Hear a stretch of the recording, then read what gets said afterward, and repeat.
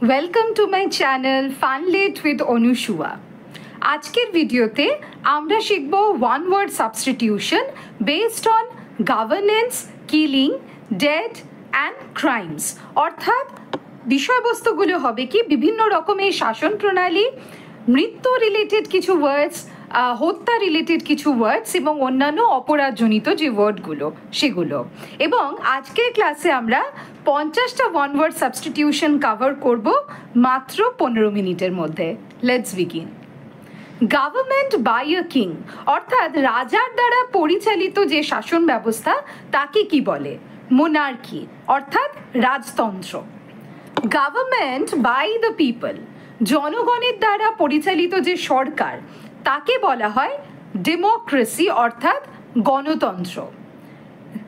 Number 3, government by one with absolute power একজন ব্যক্তি দ্বারা পরিচালিত যে শাসন ব্যবস্থা যেখানে একজনের ওপরে রয়েছে সমস্ত ক্ষমতা তাকে বলা হয়ে থাকে অটোক্রেসি বা একনায়কতন্ত্র।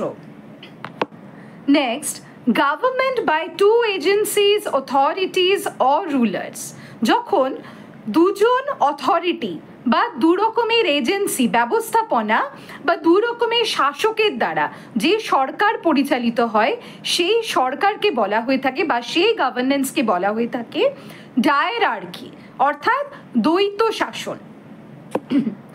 Government by state officials rather than by elective representatives যে সমস্ত সরকার পরিচালিত হয় স্টেট অফিসিয়ালস অর্থাৎ আমলাদের দ্বারা, ঠিক আছে, কোনো সিলেক্টেড রিপ্রেজেন্টেটিভ নয় অর্থাৎ নির্বাচিত প্রতিনিধি নয়, বরং আমলাদের দ্বারা যে সরকার পরিচালিত হয় তাকে বলা হয় বিউরোক্রেসি বা আমলাতন্ত্র।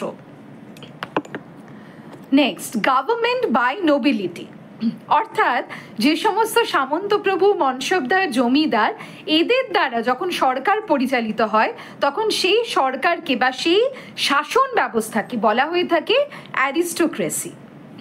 Next, government run by religious leaders or officials believe to be divinely guided hold অর্থাৎ যে শাসন ব্যবস্থা পরিচালিত হয় এমন কিছু লিডার বা এমন কিছু ব্যক্তিবর্গের দ্বারা যারা মনে করে যে তারা ঈশ্বরের প্রতিনিধি অর্থাৎ বিশেষ কোনো ধর্ম বা কোনো ধর্মমত অনুসারে যারা শাসন ব্যবস্থা পরিচালনা করে সেই সমস্ত শাসন ব্যবস্থাকে বলা হয়ে থাকে থিওক্রেসি অর্থাৎ ঈশ্বরতন্ত্র। Next, government by new or inexperienced people একদম যারা অনভিজ্ঞ এবং নতুন তারা যখন কোনো সরকার পরিচালনা করে বা কোনো শাসন ব্যবস্থা পরিচালনা করে তাকে বলা হয়ে থাকে নিওক্রেসি অর্থাৎ নব্যতন্ত্র।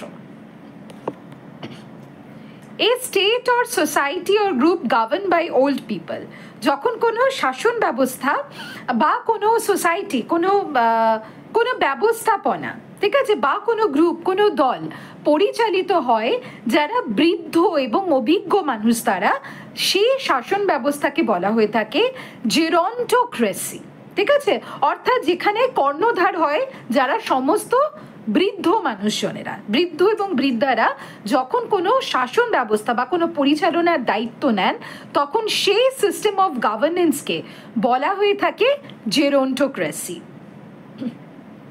Next, a state or country run by the worst, least qualified or most unscrupulous citizen যে রাজ্য বা যে শাসন ব্যবস্থা পরিচালিত হয় অল্প শিক্ষিত, অযোগ্য এবং অপেক্ষাকৃত নির্বোধ জনগণের দ্বারা সেই শাসন ব্যবস্থাকে বলা হয়ে থাকে ক্যাকিস্টোক্রেসি।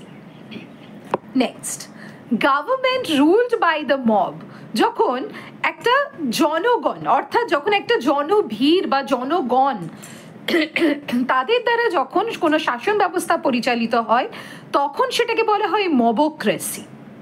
এখানে ডেমোক্রেসি আর মবোক্রেসির মধ্যে একটা পার্থক্য রয়েছে। দেখো, মব বলতে আমরা অনেকটা বুঝতে পারি যেটা ক্ষিপ্র জনতা বা উত্তেজিত জনতা, অর্থাৎ কোনো ঘটনায় যখন অনেকগুলো মানুষের ভিড় হচ্ছে এবং সেই ভিড় জনতা, উত্তেজিত জনতা যখন ঠিক করে দিচ্ছে, এজেন্ডা ঠিক করে দিচ্ছে এরপর কি হবে, কি করা হবে, তখন সেই মানে ক্ষিপ্র জনতা দ্বারা পরিচালিত যে ব্যবস্থা, যে শাসন ব্যবস্থা, তখন সেটাকে বলা হয়ে থাকে মবক্রেসি। তাহলে মনে রাখবে, মবক্রেসি হচ্ছে একটা ডিজেনারেটিভ, অর্থাৎ একটা অধঃপতনকারী ভার্সন অফ ডেমোক্রেসি বা গণতন্ত্র। গণতন্ত্র যখন পুরোপুরি ব্যর্থ হয়ে যায়, যখন জনগণ ক্ষিপ্র হয়ে ওঠে, জনগণের হাতে যখন অবাধ ক্ষমতা থাকে এবং সেই ক্ষমতার প্রয়োগ বা অপপ্রয়োগ করে যখন কোনো শাসন ব্যবস্থা পরিচালনা করা হয়, তখন তাকে বলা হয়ে থাকে mobocracy. Next, government by the populace. যখন আবারও গভর্নমেন্ট বাই দ্য পপুলাস বা গভর্নমেন্ট বাই দ্য মব, যখন জনগণ দ্বারা বা পপুলেশন দ্বারা যখন শাসন ব্যবস্থা বা শাসন ভার পরিচালিত হয়, তখন তাকে বলে অক্লোক্রেসি। মবক্রেসি এবং অক্লোক্রেসি এই দুটো শব্দ খুব কাছাকাছি।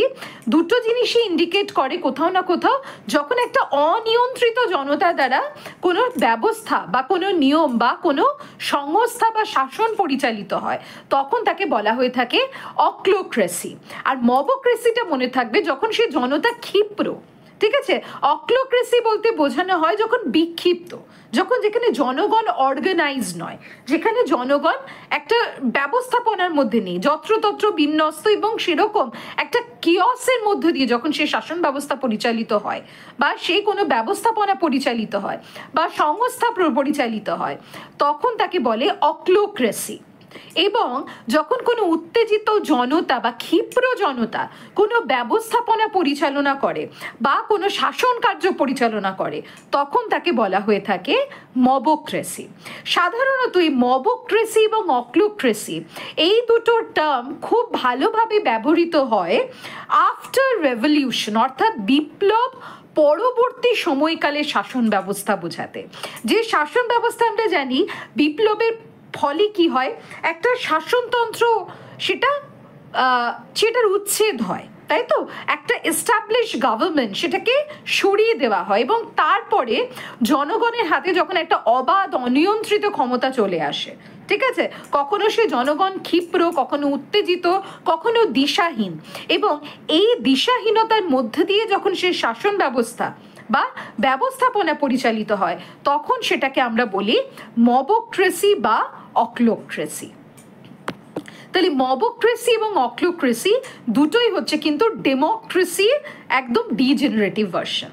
তাহলে মনে হয়তো প্রশ্ন আসবে যে ডেমোক্রেসিও তো জনতার দ্বারা পরিচালিত হয়, কিন্তু ডেমোক্রেসিতে জনগণ কি করে? জনগণ তাদের যে লিডার বা তাদের নেতৃত্ব চুজ করে থ্রু আ ইলেকশন, ঠিক আছে? একটা নির্বাচন পদ্ধতির মধ্য দিয়ে জনগণ তার প্রতিনিধি নির্বাচিত করে এবং সেই প্রতিনিধি শাসন কার্য পরিচালনা করে, যার জন্য ডেমোক্রেসিতে একটা অর্গানাইজেশন, একটা সাংগঠনিক ব্যাপার থাকে, যেই বিষয়টা পুরোপুরি অ্যাবসেন্ট মবক্রেসি বা অক্লোক্রেসিতে।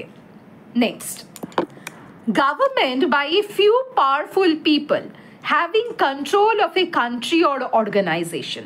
যখন কোনো শাসন ব্যবস্থা পরিচালিত হয় কিছু মুষ্টিমেয় ক্ষমতাশীল ব্যক্তি দ্বারা, যারা নিজের মতো করে নিজের ক্ষমতা বলে শাসন কার্য বা দেশ পরিচালনা করতে চায়, সেই ধরনের শাসন ব্যবস্থাকে বলা হয় অলিগার্কি। অর্থাৎ অলিগার্কি মানে হচ্ছে এমন একটা শাসন ব্যবস্থা, যে শাসন ব্যবস্থাতে মুষ্টিমেয় ক্ষমতাশালী কিছু মানুষ তাদের ক্ষমতা প্রয়োগের মধ্য দিয়ে সমস্ত শাসন কার্য বা ব্যবস্থাপনা পরিচালনা করতে চায়, তখন সেই শাসন ব্যবস্থাকে বা সেই ব্যবস্থাপনাকে বলা হয়ে থাকে oligarchy. Next, government by the gods. ঈশ্বরের দ্বারা প্রস্তুত যে শাসন ব্যবস্থা, অর্থাৎ যে শাসন ব্যবস্থাতে ঈশ্বরেরাই নানা রকম পদ গ্রহণ করে থাকে, যেমন সেই শাসন ব্যবস্থাকে বলা হয়ে থাকে থিওরার্কি। থিওরার্কি বিষয়টা হচ্ছে অনেক সময় বিভিন্ন মাইথোলজি পড়তে গেলে আমরা দেখতে পাই, মাইথোলজি বা পৌরাণিক গাথা পড়লে দেখতে পাই, যেরকম কি কোনো একটা পার্টিকুলার রাজা, স্বর্গের রাজা, ঠিক আছে, বা এই পার্টিকুলার ডিপার্টমেন্টের রাজা এই দেবতা, যেমন যুদ্ধের দেবতা ইনি, ঠিক আছে, চিকিৎসার দেবতা ইনি, সূর্য দেবতা ইনি, বা দেবতাদের যে রাজা, এই ধরনের যে গভর্নেন্স সিস্টেম যেটা দেবতাদের মধ্যেই ক্ষমতা যেখানে বিন্যস্ত হয় সেই ক্ষমতাটাকে বলা হয় থিয়ার্কি। সাধারণত থিয়ার্কির কনসেপ্ট আমরা পাই বিভিন্ন রকম পৌরাণিক গাথা, কোনো মাইথোলজিক্যাল গল্পে। তাহলে what is the difference between thearchy and theocracy? Theocracy মানে যেখানে একদল ব্যক্তিবর্গ তারা বলেন যে আমরা ঈশ্বরের প্রতিনিধি এবং কোনো একটা পার্টিকুলার ধর্মমত নির্বিশেষে বা কোনো একটা পার্টিকুলার ধর্মের আদর্শ মেনে আমরা শাসন কার্য বা সরকার পরিচালনা করব, তখন সেটা হচ্ছে থিওক্রেসি। আর যখন ঈশ্বরই বিভিন্ন রকম পদাধিকার বলে একটা শাসন ব্যবস্থা রচনা করে, তখন সেটাকে বলা হয় থিয়ার্কি। সাধারণত এই থিয়ার্কির উদাহরণটা আমরা দেখতে পাই মাইথোলজিতে বা পৌরাণিক গাথাতে। নেক্সট, এই ইউনিভার্সালি রান গভর্নমেন্ট, যেই সরকার সারা বিশ্বব্যাপী প্রচলিত, অর্থাৎ এমন এক শাসন ব্যবস্থা যেই শাসন ব্যবস্থা সমগ্র বিশ্বে স্বীকৃত এবং যেখানে যে শাসন ব্যবস্থার মাধ্যমে সারা বিশ্বের শাসন কার্য নির্বাহিত হয়, সেই শাসন ব্যবস্থাকে বলা হয়ে থাকে প্যানার্কি।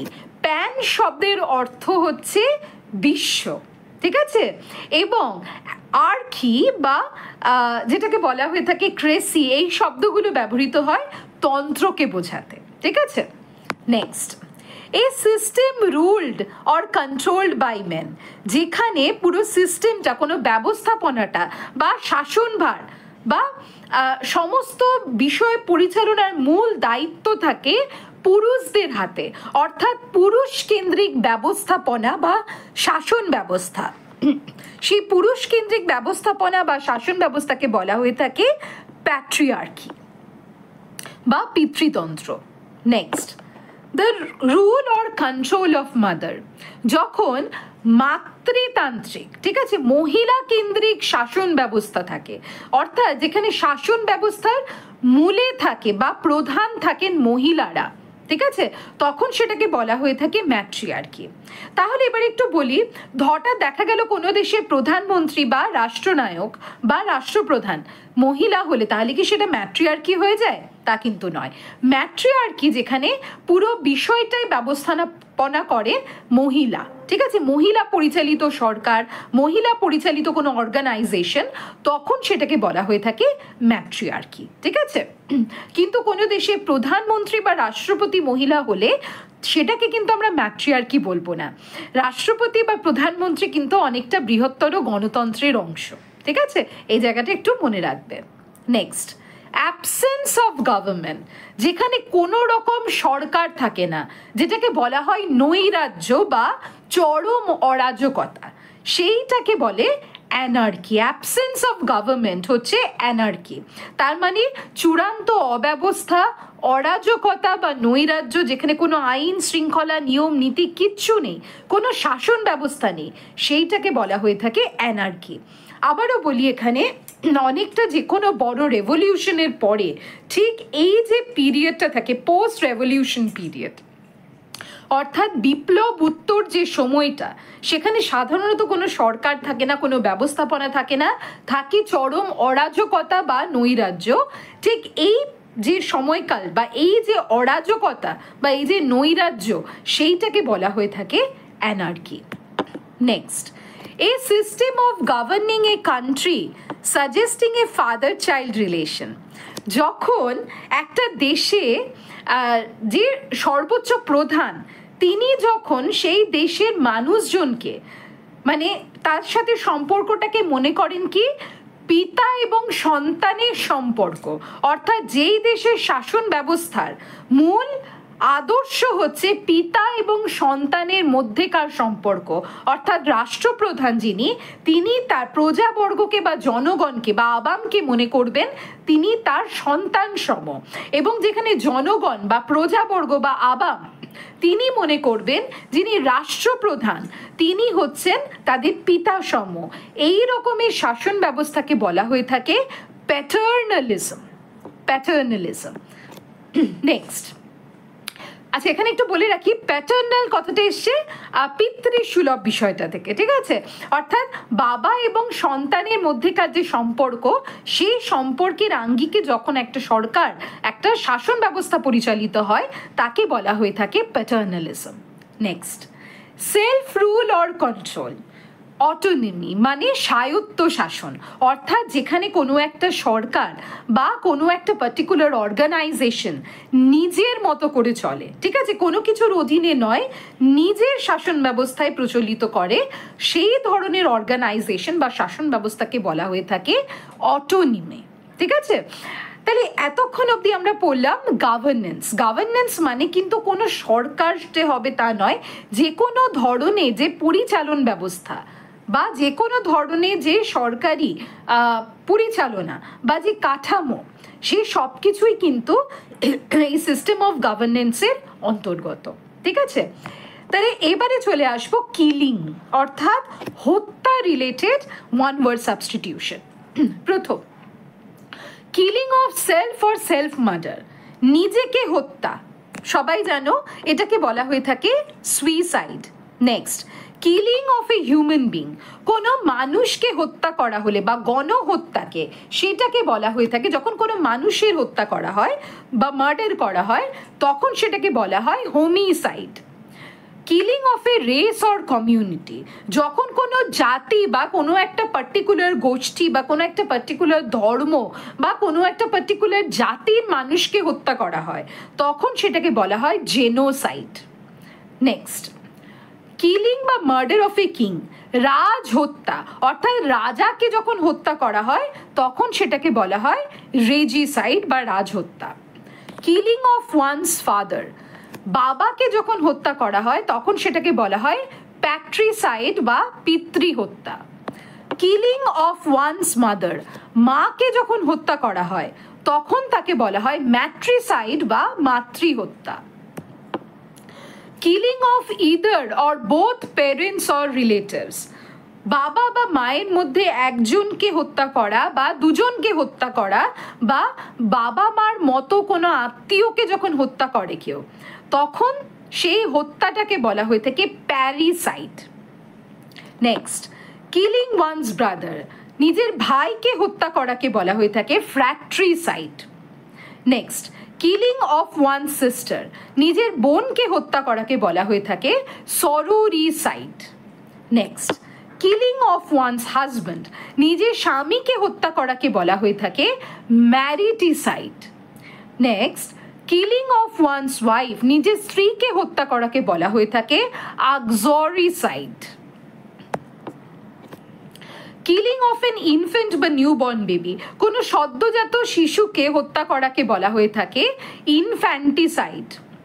Distraction or abortion of a foetus, যখন গর্ভজাত ভ্রূণকে, ঠিক আছে, অর্থাৎ মাতৃগর্ভে যে ভ্রূণ থাকে সেই ভ্রূণকে যখন হত্যা করা হয় বা গর্ভপাত করা হয় তখন তাকে বলা হয় ফেটিসাইড, সেই হত্যাকে বলা হয় ফেটিসাইড। ফিটাস থেকে হয় ফেটিসাইড।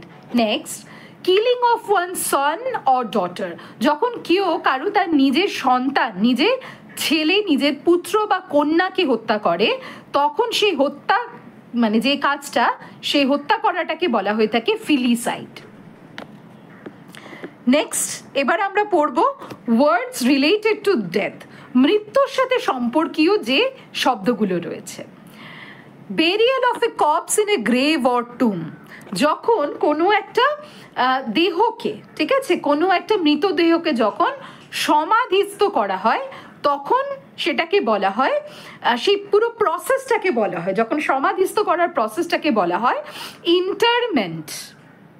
নেক্সট, এই solemn processions specially for a funeral, যেটাকে শবযাত্রা বলা হয়, মৃত্যুর সময় কাঁধে করে, ডেড বডি কাঁধে করে নিয়ে যে প্রসেশনটা বেরোয়, যে অন্তিম যাত্রাটা বেরোয়, তাকে বলা হয়ে থাকে cottage. Next, a poem of serious reflection, typically A lament for the dead, যখন মৃত ব্যক্তির জন্য একটা খুব গুরুগম্ভীর কবিতা লেখা হয়, মনে করা হয় এতে মৃত ব্যক্তির আত্মার সন্তুষ্টি হবে, সেই ধরনের যে গুরুগম্ভীর বা বেদনাদায়ক কবিতা বা বিলাপকারী কবিতাকে বলা হয়ে থাকে এলিজি।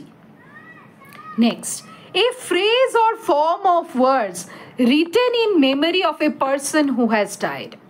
যে মানুষ মারা গেছে সেই মানুষের স্মৃতির উদ্দেশ্যে যখন দু এক কথা লেখা হয় বা কোনো পার্টিকুলার ফ্রেজ বা শব্দ ব্যবহার করা হয় তখন সেটাকে বলা হয়ে থাকে epitaph. Next, a room or building in which dead bodies are kept, যেই ঘরে বা যে রুমে মৃতদেহ রাখা হয়ে থাকে সেই ঘরটাকে বলা হয়ে থাকে মর্চুয়ারি। অনেক ক্ষেত্রে মর্গ কথাটাও ইউজ হয়, তবে মর্গ সাধারণত বলা হয় যে সমস্ত বডিগুলো পোস্টমর্টমের ক্ষেত্রে যায় তখন সেগুলোকে ইউজুয়ালি মর্গ বলা হয়ে থাকে, সেই বডি যেগুলো যেখানে রাখা হয়। আর মর্চুয়ারির ক্ষেত্রে হচ্ছে ইন জেনারেল যেখানে যে কোনো ডেড বডিকে রাখা হয়ে থাকে সেটাকে মর্চুয়ারি বলে। Next, a news article that reports the recent death of a person, obituary, অর্থাৎ যেই নিউজ পেপারে অনেক সময় একটা দুঃসংবাদ ছোট্ট করে বেরোয় যে এই ব্যক্তি মারা গেছেন, অর্থাৎ কোনো ব্যক্তির রিসেন্ট মৃত্যু সম্পর্কে যেখানে খবর প্রকাশ করা হয় সেই খবরটাকে বলা হয়ে থাকে obituary. Next, an examination of a dead body to determine the cause of death, যখন মৃতদেহ পরীক্ষা করে মৃত্যুর কারণ বোঝার চেষ্টা করা হয় সেই পরীক্ষা পদ্ধতিকে বলা হয় postmortem. Next, cemetery, such a place where dead body is buried, যেখানে ডেড বডিকে মৃত্যুকে কবর দেওয়া হয় সেই স্থানকে বলা হয়ে থাকে সেমেট্রি। তাহলে ইন্টারমেন্ট আর সেমেট্রির মধ্যে পার্থক্য কি? কবর দেওয়ার যে প্রসেসটা সেই প্রসেসটাকে বলা হয় ইন্টারমেন্ট, আর যেখানে কবর দেওয়া হয় সেই স্থানটাকে বলা হয়ে থাকে সেমেট্রি। নেক্সট, আদার ক্রাইমস রিলেটেড ওয়ার্ড, যেমন এ পার্টনার ইন ক্রাইম, যে অপরাধের সহযোগী তাকে কি বলে? অ্যাকমপ্লাইস। ঠিক আছে, অপরাধ করতে যে সাহায্য করে বা সহযোগিতা করে তাকে বলা হয়ে থাকে অ্যাকমপ্লাইস। এই অ্যাকমপ্লাইস ওয়ার্ডটা এর আগের দিনের আমরা সিনোনিম ভিডিওতে পেয়েছি, যারা ভিডিওটা দেখে থাকোনি নিচে ডেসক্রিপশন বক্সে লিঙ্ক দেওয়া থাকবে, অবশ্যই তোমরা দেখতে পারবে। Next, delivered setting of fire, ইচ্ছাকৃতভাবে যখন কোথাও আগুন লাগিয়ে দেওয়া হয় সেই কাজটাকে বলা হয়ে থাকে arson. Next, lying under oath, শপথ করে যখন মিথ্যে কথা বলা হয়, কোনো পবিত্র গ্রন্থে হাত দিয়ে বা শপথ করে যখন মিথ্যে কথা বলা হয় তখন সেই কাজটাকে বলা হয়ে থাকে perjury. Next, breaking into a building with an intention to commit theft, যখন কোনো একটা বাড়ি ভেঙে চুরি করার উদ্দেশ্যে প্রবেশ করা হয় তখন এই পুরো কাজটাকে বলা হয়ে থাকে বার্গলারি। তার মানে থেফটটা বলতে শুধু চুরি করা, সে যেরকমভাবে চুরি করা, কিন্তু যখন বাড়ি ভেঙে বা বাড়ির ক্ষতি করে প্রবেশ করে সেই বাড়িতে চুরি করা হয় তখন সেটাকে বলা হয়ে থাকে burglary. Next, an act of a literary theft or to pass on someone else's writing as own, ঠিক আছে, যখন কোনো ব্যক্তির লেখা কোনো প্রবন্ধ বা কবিতা বা কোনো গল্পকে কেউ যখন টুকে নিজের নামে চালিয়ে দেয়, সাংঘাতিক অপরাধ, এই অপরাধটাকে বলা হয়ে থাকে প্লেজিয়ারিজম। ঠিক আছে। Last, a violation or breaking of a law, rule or agreement, যখন কোনো আইন, কোনো নিয়ম বা কোনো চুক্তি ভেঙে ফেলা হয় তখন সেইটাকে বলা হয় ইনফ্র্যাকশন। তাহলে আজকের ক্লাসে আমরা আলোচনা করলাম one word substitution relating to government, killing, death এবং আদার ক্রাইমস। ভিডিওটা যদি ভালো লেগে থাকে চ্যানেলটাকে অবশ্যই সাবস্ক্রাইব, শেয়ার করবে, লাইক এবং কমেন্ট করবে। আর আজকের ক্লাসের যে আলোচনাগুলো সেটার লিঙ্ক ডেসক্রিপশন বক্সে দেওয়া থাকবে, তোমরা সেখান থেকে সেটা অবশ্যই ফ্রিতে পড়তে পারবে। সঙ্গে থাকবে।